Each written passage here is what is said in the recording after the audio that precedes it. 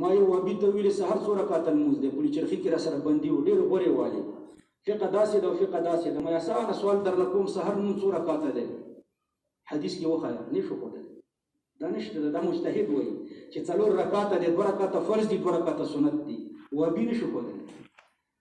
قرآن او حدیث کې صراحتا نشته چې 4 رکعاته دي 2 رکعاته فرض دي 2 رکعاته سنت دي صراحتا نشته ده. دا مجتهد ته به د دې کې محتاج دی. مجتهد د قرآن او د حدیث د بیخ نه دا خبرې راایستې د ځان یې نه دي جوړې کړي. اول اعتراض دا نه کېږي چې قرآن او حدیث شته نو تقلید ته څه ضرورت دی؟ راکړئ جواب. قرآن او حدیث منصوصات دي او تقلید په دې اجتهادیاتو کې دا 5 اجتهادیات. دویم اعتراض دا دی چې دا تا چې د تقلید کوم تعریف وکړو دا د امام صاحب نه پیش کړه. شابه جواب وکړئ. تعریف دا د اهل لغتو کار دی او تقلید په دې اجتهادیاتو کېږي په دې 5 کې تعریفات نشته. معترض اعتراض کوي چې تعریفات دا په اجتهادیاتو کې نه دي نو په منصوصاتو کې به نو جواب دا دی چې نه تعریفات نه په منصوصاتو کې دي نه په اجتهادیاتو کې دي دا په علوم عالیه کې. منصوصات او اجتهادیاتو کې علوم عالیه راځي او تعریفات په چا کې راځي؟ په علوم عالیه کې راځي. دارنګه تاسو ته وابي وایي ته تقلید ته واجب وایي که نه وایي د قرآن او د حدیث په ځای ماته د امام صاحب نه ثابت کړه چې امام صاحب ویلي وي چې تقلید واجب دی نو تاسو ورته جواب ورکړئ چې تقلید واجب دا مسأله د منصوصاتو نه ده او د امام صاحب تقلید دا په اجتهادیاتو کې کېږي. صحیح. دارنګه تاسو ته ما ویلي چې وکټوریا له حدیث ته ترپالونه خرڅوي ځان ته چیف لیکي ځان ته چیف کې لیکلي چې ډېر وباسي شیخ صاحب ته د چا په مذهب دی وایي دا خو عجیبه سوال دی خو زه به دومره درته ووایم چې تا سوال کړی چې ته د چا په مذهب نو جواب دا دی چې زه په قرآن او حدیث عمل کوم او د امامانو احترام کوم. نو وام دې کوم ځای او ډب دې کوم ځای خېږي هغه درته وایي د چا په مذهب یعنې په دې 5 اجتهادیاتو کې ته څه کوي؟ خپله مجتهد یې که د بل مجتهد په راهنمایي کې ورباندې عمل کوي. که خپله مجتهد یې ستا دلیل 2 دي قرآن او حدیث نو قرآن کې وښایه چې دا ترپالي مجتهد دی یا حدیث کې وښایه چې دا ترپالي مجتهد دی. پوه که خپله مجتهد خپل مجتهد والی ثابت کړه په دې 2 دلایل او که د بل مجتهد په راهنمایي کې پرې عمل کوي دغې ته تقلید وایي. نو د چا په مذهب د دې تفصیل دا دی چې په دې 5 اجتهادیاتو کې ته څه کوي؟ خپله مجتهد که د بل مجتهد په راهنمایي کې ورباندې عمل کوي. که دا ترپالي درته وایي چې خپله مجتهد یم بیا به څه وایي؟ بیا خپل مجتهد والی په آیات ثابت کا یا په چا ثابت کا؟ حدیث. که تا ته وایي چې ته د امام صاحب مجتهد والی په شرعي دلیل ثابت کا بیا به څه وایي؟ زما دلایل 4 دي د امام صاحب مجتهد والی په اجماع ثابت دی. پوه شوې؟ نو هغه درته وایي چې ته په دې 5 اجتهادیاتو کې څه کوې؟ ته ورته په جواب کې منصوصات ذکر کوي چې زه په قرآن او سنت عمل کوم. نو قرآن او سنت باندې کوم کافر عمل نه کوي. قرآن او سنت خو منصوصات دي که نه؟ منصوصات خو یې د منصوصاتو پوښتنه خو نه ده کړې. د چا پوښتنه یې کړې؟ د اجتهادیاتو. نو داسې جواب ورکړه چې د سوال سره مطابق. نو تقلید په دې 5 اجتهادیاتو کې کېږي. که ته اعتراض وکړې چې د دې دلیل پیش کړه چې تقلید په دې 5 اجتهادیاتو کې کېږي نو جواب دا دی چې تقلید د ضرورت د وجې نه کېږي. کومه مسئله چې د منصوصاتو نه وي هلته ضرورت نشته. تقلید واجب بې ذات نه دی تقلید واجب بالغیر دی. د دې لپاره تقلید کوو چې په دین صحیح عمل وکړو. صحیح شوه؟ نو د دې لپاره چې په دین عمل راشي نو د دې لپاره تقلید کېږي. نو چې یو مسئله واضحه موجوده وي په قرآن او سنت کې واضحه ذکر شوي وي نص کې ذکر شوي وي نو هغې ځای کې بیا تقلید ته ضرورت نشته. د اجتهادیاتو د منصوصاتو داسې مثال دی لکه یو اوبه دي د ځمکې په سر روانې دي دې کې بل چا ته ضرورت نشته دغه ماشوم وتلی شي ځان ترې راخیستی شي او څښلی شي. یو هغه اوبه دي چې د ځمکې په بیخ کې وي نو هلته پوهې ویستونکي ته ضرورت دی. پوهې ویستونکی چې دا پوهې راوسپړي نو دا اوبه ته را پیدا کړي نه دي راښکاره کړي دي. نو اجتهادیاتو کې امام صاحب مسائل جوړوي نه راښکاره کوي. القیاس مظهر لا مثبت. دا چا چې درته پوهې ویستونکی دی دا خالق الماء دی که مظهر الماء دی؟ مظهر الماء.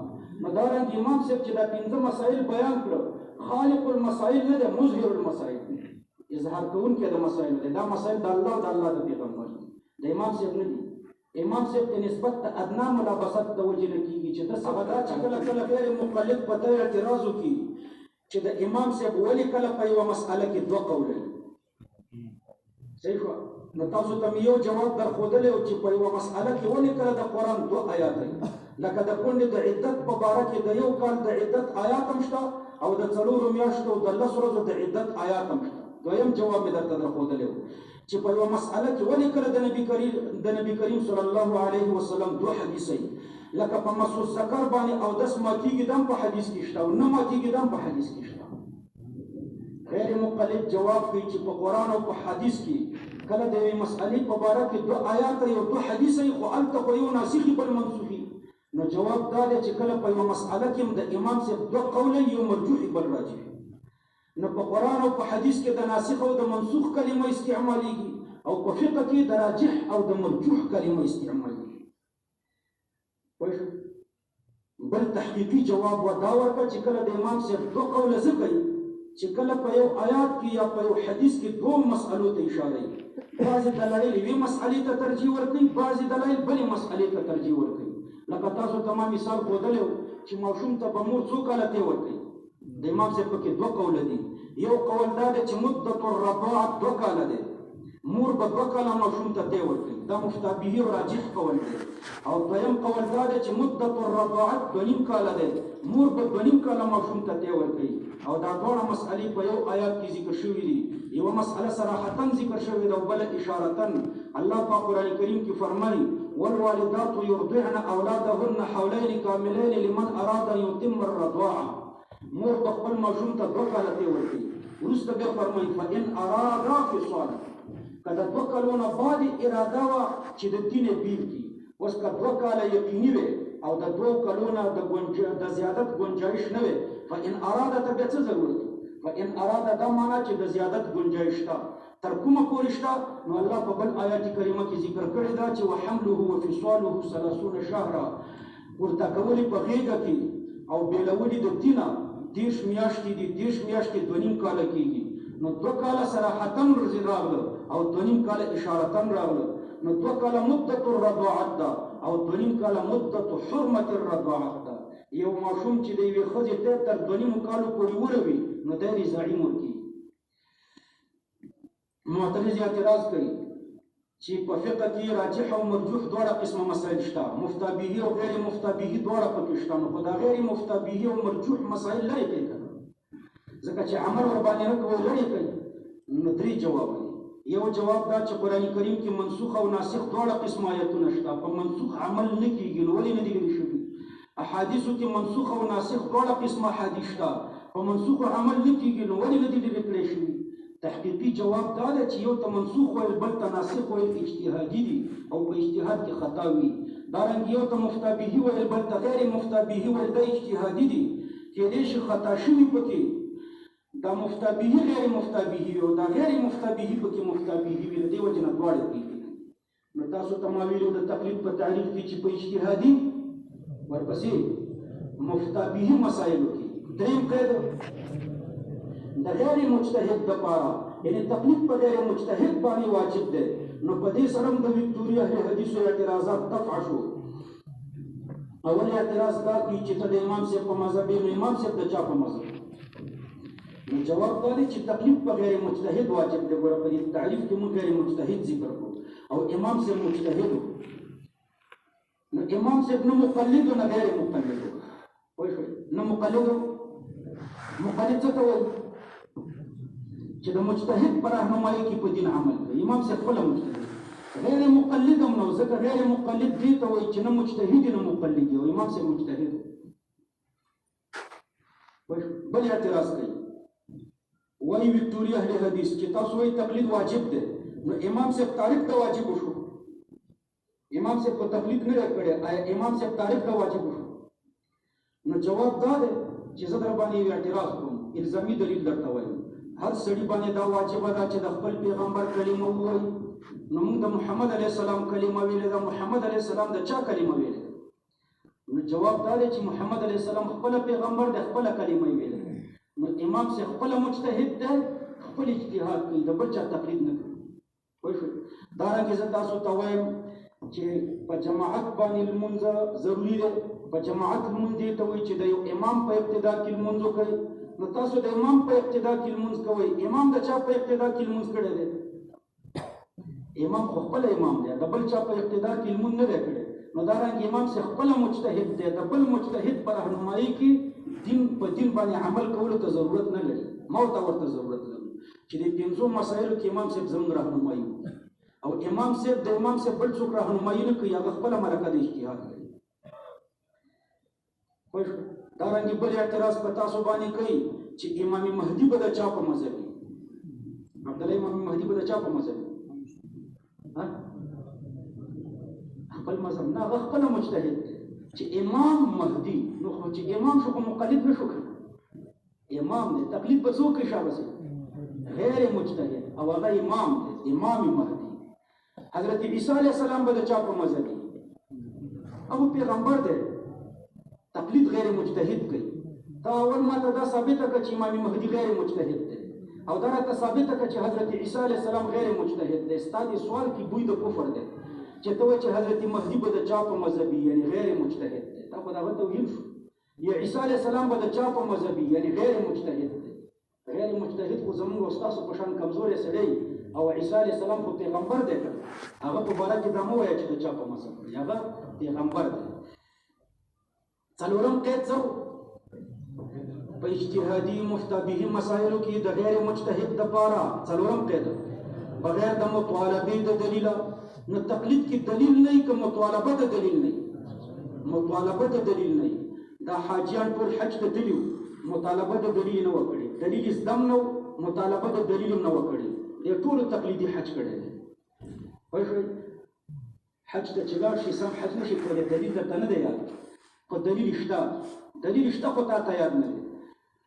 نو داسې نه ده چې دلیل نشته، داسې ده چې مطالبه د دلیل نشته. ته به اوس مطالبې د دلیل کې که حج به کې، حج به کې که نه، دلایل نشي زده کولی، حج درنه خرابېږي. دارنګې تاسو اوس د ماسپښین لمونځ وکړو، صحیح شو؟ تاسو چې د ماسپښین لمونځ وکړو نو رکوع دې وکړه که نه؟ صحیح شو؟ رکوع دې وکړه او سجده دې وکړه. سجدې یې څو وکړې؟ دوه. دلیل پیش کړه. په کوم دلیل دې دوه سجدې وکړې؟ دلیل درته یاد نه دی، مطالبه دې هم نه ده کړې، دغې ته تقلید وایي. دا نه چې دلیل نشته، مطالبه د دلیل نشته. د دې لپاره مې تاسو ته ډېر مثالونه ذکر کړي. نو په اجتهادي مفتبهي مسایلو کې د غیر مجتهد دپاره بغیر د مطالبې د دلیله، و بیا مو تقلید بې دلیله د چا پسې تللو ته وایي، نه بې دلیله نه، بغیر د مطالبې د دلیله. بې دلیله جدا ده، بغیر د مطالبې د دلیله جدا ده. پنځم قید څه دی؟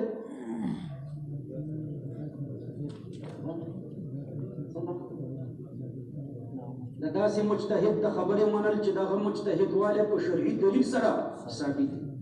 نو په دې مې درته یو اعتراض دفع کړو چې کوم غیر مقلد درته ووایي چې زه مجتهد یم زما تقلید وکړه. یا یو وبي دی د کونړ د اسماعیل نومیږي، هغه وایي د پیغمبر علیه السلام نه تر ننه پورې صرف یو مجتهد و چې امین الله بس، بل د سره شته نه. نو جواب دا دی چې د ده مجتهد والی په شرعي دلیل ثابت کړه. په کوم آیات کې راغلي دي چې دا مجتهد دی، او په کوم حدیث کې راغلي چې دا مجتهد دی. که ته وایې چې د امام سے مجتهد والی ما ته په شرعي دلیل ثابت کړه، نو هغه درته ثابتوم. اجماع ده. د چا اجماع ده؟ د اهل فن، د ټولو محدثینو اجماع ده، او د ټولو فقهاو اجماع ده. پېښور کې اشرف الله مولوي صاحب د هلمند دی، ما ته ویلي چې وابي راته وایي چې د امین الله په مجتهد والي اجماع ده. 4 لکه وابیان دي، ټول وایي چې دا مجتهد دی. نه، دا 4 لکه ټول سوډران دي. اهل فن یاد کړه، څوک یاد کړه شاباسي. فقهاو محدثین راته وښایه، کلینډران راته مه ښایه، ډېروران راته مه ښایه، څوک راته یاد کړه؟ اهل فن. امام صاحب په اجماع د اهل فن مجتهد دی. پوه شو؟ اخري قید څه و؟ په اجتهادي مفتبهي مسایلو کې د غیر مجتهد دپاره بغیر د مطالبې د دلیله د داسې مجتهد د خبرې منل چې د هغه مجتهد والی په شرعي دلیل سره ثابت دي. شپږم، د هغه مذهب اصولا فروعا مکمل مدون. نو په دې باندې یو اعتراض دفع کېږي، ابوبکر صدیق صاحب بهتر دی که امام صاحب؟ ابوبکر صدیق صاحب. نو د ابوبکر صدیق صاحب په مذهب ولې نه دی؟ د هغه مذهب اصولا و فروعا مکمل مدون نه و. بیا در باندې اعتراض، قرآن او حدیث د ابوبکر صدیق صاحب مذهب دی، او دا اصولا و فروعا مکمل مدون دی. راکاچو قرآن او حدیث کو منصوصات دی مذهب اجتهادیات ته وایي د ابوبکر صدیق سے اجتهادیات مکمل مدون نه دي قرآن او حدیث ته مذهب مو وایي هغه منصوصات دی او دین دی ان شاء الله چې پوه بل اعتراض در باندې کوم ابوبکر امام سے بهتر دی که حضرت عمر نو د حضرت عمر په مذهب ولې نه دا مذهب اصولا و فروعا مکمل مدون نه دی اعتراض در باندې کوم قرآن او سنت دغه مذهب دی کنه جواب دا چې قرآن او سنت منصوصات دی او مذهب دی پنځه اجتهادیات ته وایي کوي چې دا پنځه اجتهادیات مکمل مدون دي نو راځه هدايه برواړو درې صفحې هدايه زدر توایم تراته پکې د حضرت عمر قول به حواله پیش کوم چې مګد قربو کې وګرځي څومره بوتي برو باسي دا ابوبکر صدیق قول راته پکې وخایو د حضرت عمر قول راته امین الله وایي و امام سے بهتر دی خو ویسی قرنی ټول تابعیان دي خو څوک بهتر دی ویسی قرنی خو د ویسی قرنی په مذهب شته مذهب خو دې ته نو چې زه د په مذهب شم خالد دانوم دی د په مذهب دا معنی چې دا پنځه اجتهادیات د حل کړی دي زه د په راهنمایي تور باندې عمل وکړم دا پنځه اجتهادیات نه دي دا چې چا حل کړی وي زه ور باندې عمل وکړم نو دا مغه په مذهب یم ته ما ته وښایې چې وایي قرني صاحب دا پنځه اجتهادیات کوم ځای کې حل کړي اخیر ته څو د داسې مجتهد د خبرې منل چې هغه مقلد ته په تواتر را رسېدلی نو په دې سره د غیر مقلدینو اعتراض دفع شو کله وکټوریا اهل حدیث اعتراض کوي چې د پلانکۍ مسئلې سند تر امام سے پوری پیش کړي دوه جواب دي یو جواب دا دی چې د فقه مسائل مونږ ته په تواتر را رسېدلي دي او متواتر سندونو ته نه محتاجه کنه سورۃ فاتحه او آیتونه دي ته د هر آیت سند ماته پیش کړي دویم دا دی چې د فقه مسائل د امام صاحب نه د امام صاحب شاګرد امام محمد او امام ابو یوسف په خپل کتابونو کې را نقل کړي دي د امام صاحب د خلیل لیکلي بیا تاسو ته ما د دین او د مذهب په مابین کې فرق ذکر کړو چې تاسو د امام صاحب په مذهب یې کده محمد صلی الله علیه وسلم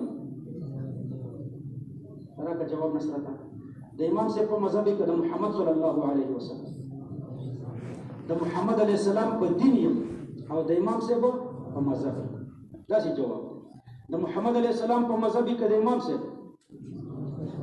د امام صاحب په مذهب د محمد صلی الله علیه وسلم په دین محمدی که حنفی په دین کې محمدین په مذهب کې حنفی لکه په ولایت کې کابلین په مملکت کې افغانستاني ځکه په څه منافات نشته صحیح دواړه نو په مذهب کې حنفی او په دین کې شابسي محمدیه پوه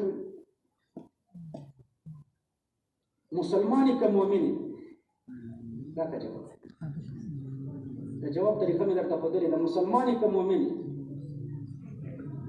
په اعمالو کې مسلمانی په عقیده کې مؤمنی ولې حدیث د جبریل کې مونږ ویل چې د ایمان تعلق د عقیدې سره دی او د اسلام تعلق د اعمالو سره دی دا فضول سوال دی مسلمانی که مؤمنی مسلمان هم یم په اعمالو کې مؤمن هم یم په عقیده کې محسن هم یم په اخلاقو احسان هم نو محمدی که حنفی راکه جواب محمدین په دین کې او حنفیم په مذهب کې کابلې کا افغانستاني کابلې په ولایت کې او افغانستاني مشابسي په مملکت کې دې کې څه تدافع نشته نو د دین او د مذهب په مابین کې فرق دی اول فرق دا دی چې دین منصوصات ته وي مذهب اجتهادیات ته وي دویم فرق